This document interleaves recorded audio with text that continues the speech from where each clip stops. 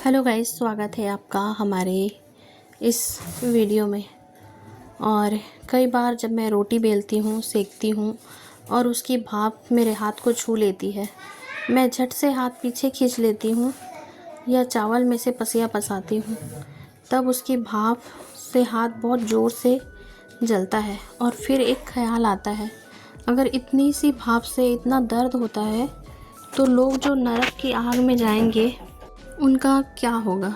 हम इस दुनिया में थोड़ा सा जलन भी नहीं सह पाते, तो वो आग जो बुझती नहीं, जो आत्मा को नाश नहीं करती पर सज़ा देती है, कितनी भयानक होगी। कभी कभी ये सोच के डर लगता है, लेकिन डर के पीछे एक प्रेम भी है, परमेश्वर का प्रेम जो हमें पहले से ही आगाह कर रहा है। आप सोचते होंगे ना कि फिर इस नर्क से आग से कैसे बचा जाए, हम उद्धार कैसे पाएँ। हमारे पास एक ही रास्ता है और वो है प्रभु यीशु मसीह। वो हमें बुलाता है प्रेम से। परमेश्वर का वचन कहता है, पहला यूहन्ना, यदि हम अपने पापों को मान लें तो वह हमारे पाप क्षमा करने में विश्वास योग्य और धर्मी है। कितना सुंदर वादा है। वो न सिर्फ क्षमा करता है, वो शुद्ध भी करता है और हमें नया जीवन देता है। उसके पास आओ। प्रभु यीशु मसीह ने कहा, मार्ग, सत्य और जीवन मैं ही हूँ। बिना मेरे कोई पिता के पास नहीं पहुँच सकता। बस उसी में उद्धार है। हे प्रभु, मैं अपने लिए नहीं, हर उस आत्मा के लिए प्रार्थना करती हूँ जो अभी भी भटक रही है, जो सोच रही है क्या मुझे माफ़ी मिल सकता है। प्रभु, तू विश्वास योग्य है। आप पाप क्षमा करते हो। आपके पास लौट आने में देर मत करें। आप सोचिए, क्या आपकी आत्मा सुरक्षित है? अगर आज प्रभु बुला ले तो क्या आप तैयार हैं? प्रभु यीशु ही एकमात्र मार्ग है।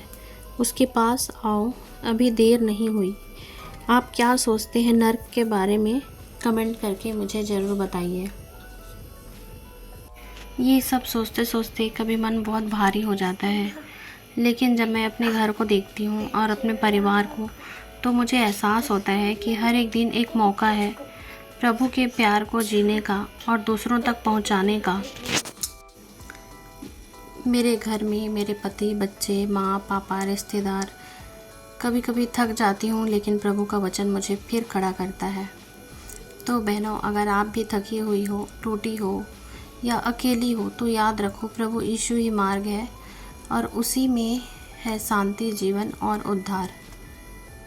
अभी ना कम से कम 1 हफ्ता हो गया, तो मैं जब भी पसिया पसाती हूँ ना, मेरा हाथ रोज़ जलता है एकदम भाप से। कभी पसिया मेरे हाथ में गिर जाता है, तो फिर ना बहुत ये सब सोच आता है और मेरे को थोड़ा सा चिंता होने लग जाता है। इसीलिए मैं ये सब के बारे में बात कर रही हूँ। और पहले मैं भी ना इतना ज़्यादा नहीं सोचती थी, लेकिन आजकल ये सब होता है ना, तो फिर और आजकल देखते हो ना कितना, कभी ये मर गया, कभी वो मर गया, कभी इसके साथ ये हो गया, कभी वो हो गया, तो ये सब ना सोच अपने आप आने लग जाता है और मतलब एक चिंता होने लग जाता है ना कि पता नहीं कभी भी किसी के साथ भी आजकल कुछ भी हो जाता है। आजकल की ज़िंदगी का ना बिल्कुल कोई भरोसा नहीं है। तो हम लोग को इतना तो होना चाहिए ना कि हमारे साथ ऐसे कुछ हुआ तो हमारी आत्मा का क्या होगा, हम लोग कहाँ जाएंगे, स्वर्ग जाएंगे या नरक जाएंगे, हमारे साथ क्या होगा। और ये जीवन बिना सिर्फ खाना पीना, घर चलाना नहीं है, ये एक तैयारी है अनंत जीवन की। कई बार घर में सब कुछ करते करते थक जाती हूँ, सुबह से रात तक काम, बच्चे का ध्यान, सफाई, खाना और ऊपर से रिश्तेदार, मेहमान। कई बार लगता है कोई समझे तो मेरी चुप्पी को, पर उस चुप्पी में भी प्रभु मेरी आत्मा को छूता है और कहता है, मैं तेरे संग हूँ। मेरे परिवार में भी कई बार परेशानियाँ आती है, कभी कभी समझ नहीं पाते लोग, पर जब मैं उनके लिए प्रार्थना करती हूँ तो धीरे धीरे मेरे को भी सामर्थ्य मिलता है और परमेश्वर अगुवाई भी करते हैं कि क्या करना है, कैसे करना है। और कई बार जब वो थोड़ी सी मदद कर देते हैं या एक मीठा शब्द बोल देते हैं, तो लगता है जैसे परमेश्वर ही जवाब दे रहे हैं।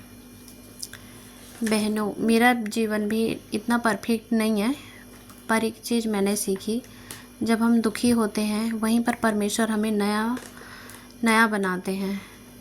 मैंने भी कभी डर के मारे किसी से बात नहीं की, पर आज मैं यीशु के बारे में बोलती हूँ, क्योंकि मैं जानती हूँ उद्धार उसी में है। आप चाहे जहाँ भी हो, जैसी भी हो, प्रभु आपसे प्रेम करते हैं। तो अगर आप भी सोच रहे हो क्या जीवन का कोई उद्देश्य है, क्या कोई सुनता है हमारी बातें, तो जान लीजिए प्रभु यीशु आपके दिल की आवाज़ सुनते हैं। बस उसे बुलाओ, अपने पापों को मान लो और कहो, प्रभु मेरी ज़िंदगी ले लो। और वचन कहता है, जो कोई अपने पापों को मान लेता है और उनसे मन फिराता है, वह क्षमा पाएगा। परमेश्वर आपको आशीष दे।